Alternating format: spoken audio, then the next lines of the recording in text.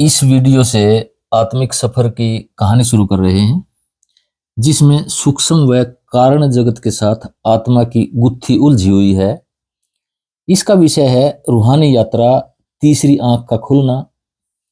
सुरत शब्द योग में अभ्यास का आरंभ आज्ञा चक्र से होता है, जिसे तीसरा नेत्र या तीसरी आंख भी कहा जाता है। यह इस योग का द्वार है जिसमें इसमें जब सूरत अर्थात आत्मा का प्रवेश हो जाता है तो व्यक्ति के सामने एक नया संसार खुलने लगता है।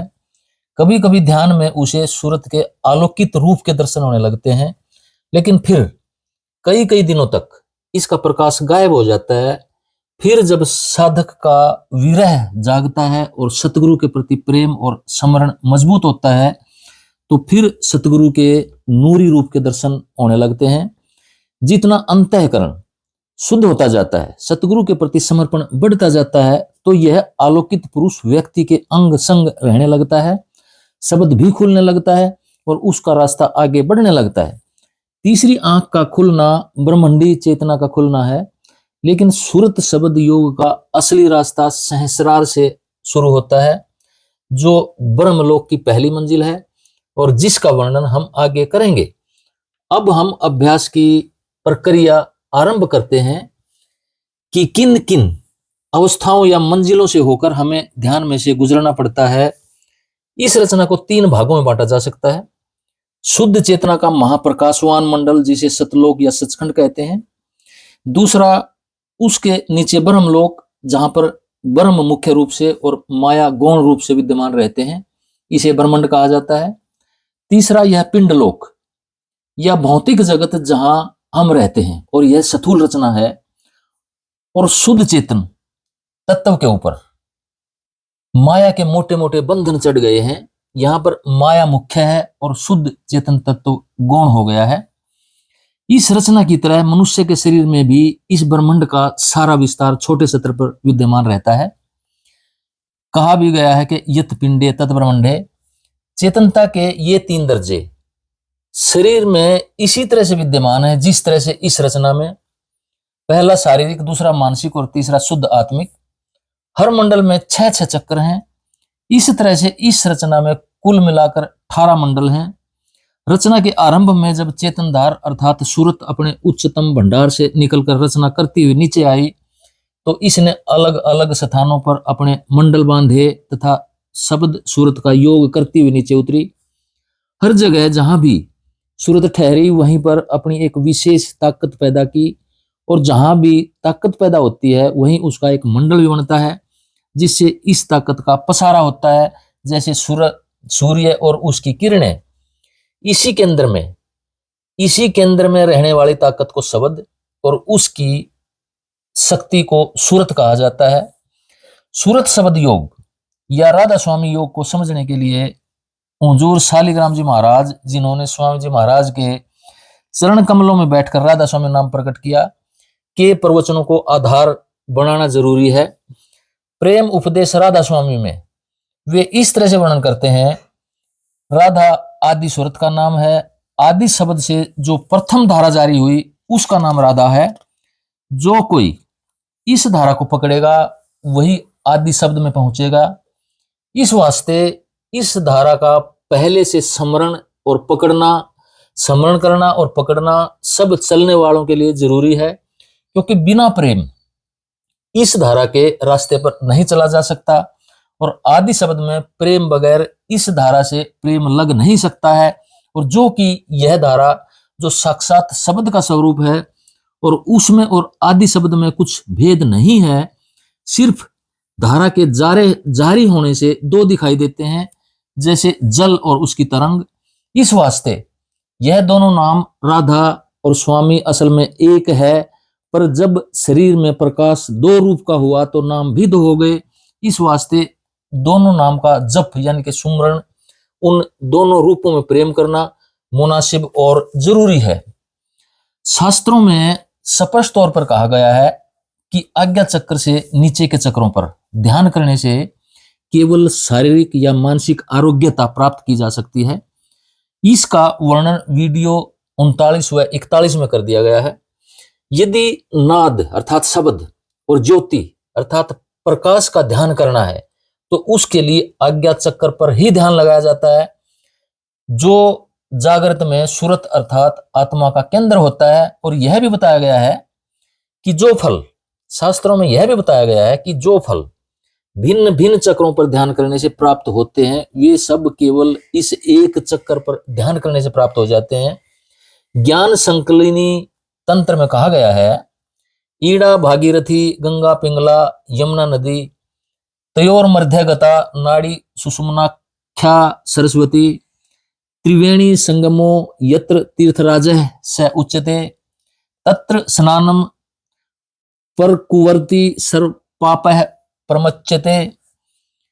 अर्थात ईड़ा, जिसको गंगा या सूर्य नाड़ी भी कहते हैं, और पिंगला, जिसको यमुना या चंद्र नाड़ी भी कहते हैं, तथा इन दोनों के मध्य यानी कि ईड़ा और पिंगला, इन दोनों के मध्य जाने वाली नाड़ी सुषुम्ना को सरस्वती कहते हैं। इस त्रिवेणी का संगम जहां आज्ञा चक्र है उसे तीर्थराज कहते हैं। इसमें स्नान करने से सारे पाप नष्ट हो जाते हैं। तो यही अनेक शास्त्रों में, जो हठयोग के शास्त्र हैं या तंत्र विज्ञान के शास्त्र हैं, उनमें स्पष्ट तौर पे कहा गया है कि आज्ञा चक्र जब खुल जाता है, तीसरी नेत्र जब खुल जाती है, तो इसमें स्नान करने से त्रिवेणी का स्नान हो जाता है और तीर्थराज भी कहा गया है इसको। यहां पर यह भी बताया गया है, इन शास्त्रों में यह भी बताया गया है कि हर चक्र का बीज मंत्र अलग अलग है और इसी मंत्र के द्वारा उस स्थान के अधिपति देवता को प्रकट किया जा सकता है। संत मत में आज्ञा चक्र से ऊपर के चक्रों के लिए अलग अलग नाम बताए गए हैं, जो संत सतगुरु द्वारा अभ्यास में खोजे गए हैं। ये नाम वर्णात्मक नहीं है बल्कि धुनात्मक हैं। आज्ञा चक्र से नीचे के सारे नाम वर्णात्मक हैं, अर्थात जिह्वा द्वारा उच्चारण किए जाते हैं। इससे ऊपर के सारे नाम धुनात्मक हैं, अर्थात अभ्यास के द्वारा शब्द धुन के रूप में संगीत बनकर अंदर प्रकट होते हैं, जो सूरत के कानों के द्वारा सुने जाते हैं।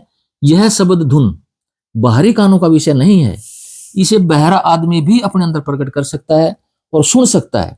इसी प्रकार आंतरिक प्रकाश भी तीसरी आंख अर्थात सूरत की आंख द्वारा देखा जाता है, जिसे अंधा व्यक्ति भी देख सकता है। अब आरंभ कर रहे हैं अभ्यास का क्रियात्मक पहलू, इसके बारे में बात करेंगे। जहां से सूरत शब्द योग आरंभ होता है, स्मरण व ध्यान के लगातार अभ्यास के द्वारा तीसरा नेत्र अर्थात जिसको शिव नेत्र भी कहते हैं खुल जाता है और प्रकाश की आत्मा प्रकट हो जाती है।